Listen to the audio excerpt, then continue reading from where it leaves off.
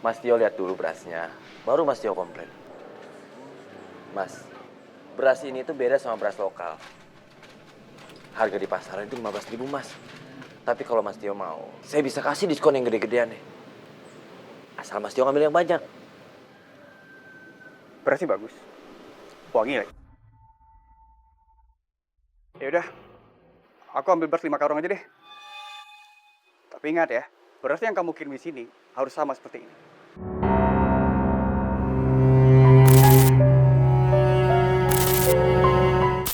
Maaf Den, kan kemarin kamu bilang katanya kamu mencari beras yang oplosan, bukan beras yang kamu makan sendiri.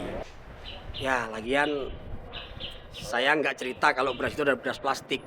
Mana ada sih beras asli yang harganya begitu murah? Kamu ini emang hebat.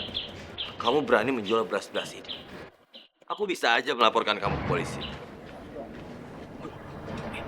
Jangan, jangan Den. Ini bisnis baru. Aku mau buka rahasia ini kepada kamu, karena kamu itu teman saya. Kalau kamu mau, kamu bisa menjadi pengedar. Lagian agen-agen beras yang di luar tidak bakalan tahu kalau kita itu menjual beras oplosan atau beras plastik. Karena apa? Karena beras yang saya jual kepada mereka itu semuanya itu udah oplosan. Aku bisa aja bantuin kamu buat ngedarin beras-beras ini. Tapi aku minta diskon 50%. 1.500 per liter. Ya kalau kamu nggak mau, aku bisa aja langsung laporin kamu ke polisi. Aduh. Jangan. Aduh, eh, kalau untuk itu sih belum belum bisa Den. Saya bisa memberikan harga kepada kamu itu 2.000 per liter. Itu pun kalau belinya banyak. Ya misalnya 1 bulan itu 50 karung. Gimana? Den, ini bisnis yang menguntungkan. Lagian, kamu bisa menjual beras-beras itu dengan harga yang tinggi pada mereka. Dan kamu tidak perlu menjadi agen-agen atau penjual-jual beras eceran. Kamu nantinya bisa menjadi agen beras yang sangat besar. Gimana? Setuju nggak kamu?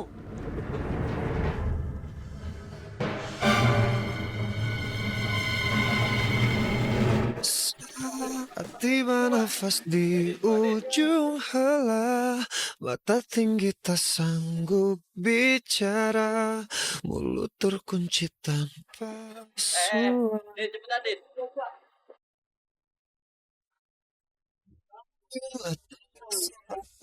Ganti dunia alam yang berbeda. Siapkah kita? Ibu-ibu, bapak-bapak, ini beras sangat bagus kualitasnya. Wangi, putih, bersih, harum lagi. Kalau menjual berasnya, pasti bakal untung yang sangat besar. Gue juga kalau begitu. Berarti saya pes 4 karung aja deh. Bapak, Saya 5 karung, Pak. ibu. Saya pesen 3 karung, Pak. Baiklah kalau gitu. Din, turunin, Din. Baik, Pak. Cepetan. Baik, siap. Pokoknya nggak bakal nyesel. Iya nih. Ya. Ayo cepetan dong. Jantung hati pun tak berdaya, hanya menangis tanpa.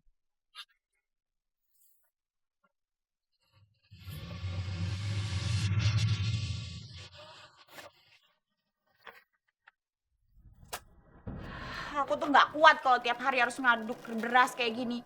Ngoplos aja terus. Belum lagi ngurusin rumah. Apalagi pedagang-pedagang pasar, warung. Itu permintaannya makin banyak. Kamu tuh mau cari istri apa jadiin aku pembantu? Ya udah. Besok aku cari pembantu ya. Biar dia urus pekerjaan rumah. Dan kamu fokus di toko aja. Oh iya. Aku rencana mau nawarin beras-beras plastik oplosan ini ke Tio. Gimana menurut kamu? Kamu harus hati-hati sih. Soalnya Mas Tio itu orangnya teliti loh. Waktu itu kan kamu udah pernah nipu dia.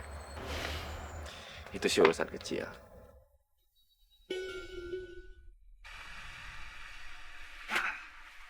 Oke, Makasih ya, Pak. hati-hati Pak ya.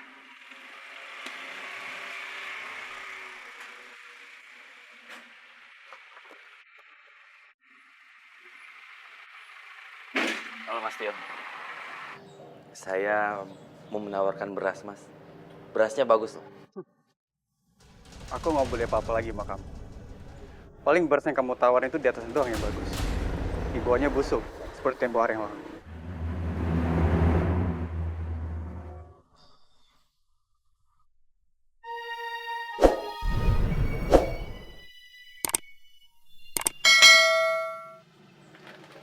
Mas Tio lihat dulu berasnya, baru Mas Tio komplain. Mas, beras ini tuh beda sama beras lokal. Harga di pasaran itu 15.000 Mas. Tapi kalau Mas Tio mau, saya bisa kasih diskon yang gede-gedean nih. Asal Mas Tio ngambil yang banyak. Berasnya bagus, wangi lagi. Ya udah, aku ambil beras 5 karung aja deh. Tapi ingat ya, beras yang kamu kirim di sini harus sama seperti ini. Aku nggak peduli kalaupun kamu tuh adik ipar aku. Aku nggak bakalan segan-segan bakal ngelaporin kamu ke kantor polisi. Mas Tio tenang aja. Saya ini kan adik ipar Mas Tio. Saya nggak mungkin tipu Mas Tio. Hai Denny, apa kabar? Baik, baik. Loh, kok kamu datangnya sendiri? Kartika mana? Kartika lagi di rumah. Ya, kami sekarang kan buka agen beras. Oh gitu, alhamdulillah. Oh iya, kalian tinggal di mana sekarang? Waduh, kalau aku kasih tahu alamat rumahku, ini bisa kacau. Kalau Tio komplain masalah beras oplosan, bisa-bisa dia bawa langsung polisi ke rumahku. Loh, kok malah bengong sih? Kalian tinggal di mana sekarang?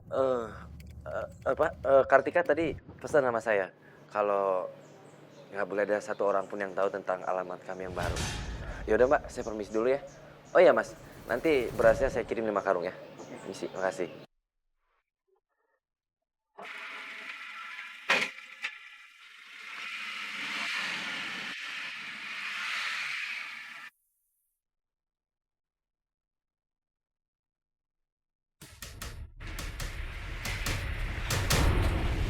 Mas, kok aneh ya?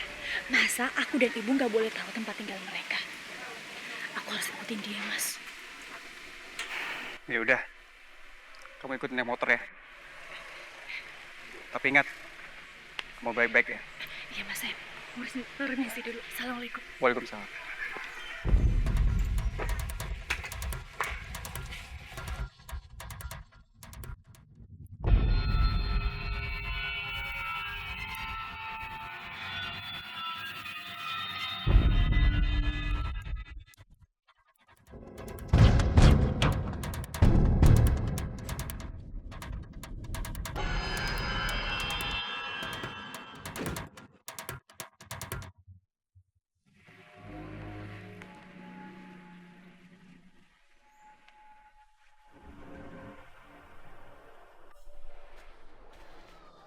Kamu ngapain bawa Mbak Anita ke sini?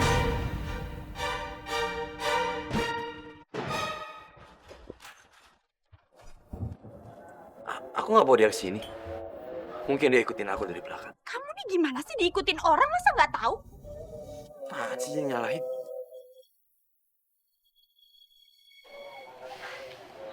Kartika. Mbak Anita? Ya ampun, akhirnya Mbak nyampe juga di toko kita. Kita ke rumah aja yuk ngobrolnya. Nggak usah. Anita kesini hanya mau bilang sama kamu kalau ibu ada di rumah. Ibu sekarang lagi sakit.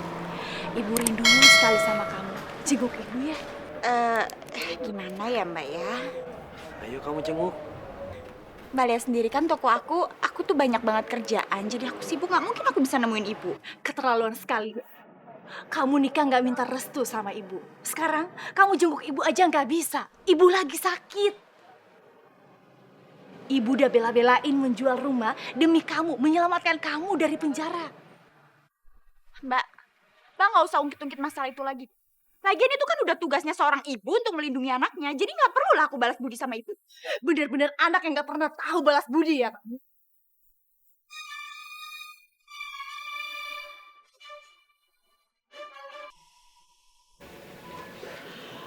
Ya Allah, hamba memohon padamu ya Allah.